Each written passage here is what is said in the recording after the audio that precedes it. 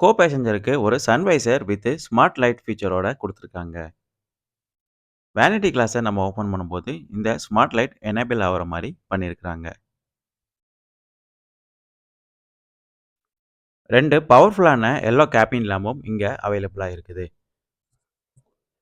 இங்க ஒரு சன்கிளாஸ் ஸ்டோரேஜும் குடுத்துருக்காங்க. சன்ரூஃப் ஆப்ஷன் பொறுத்தவரையில MX3 வேரியண்ட்ல இருந்தே எல்லா வேரியண்ட்டுக்கும் அவைலபிளா இருக்குது.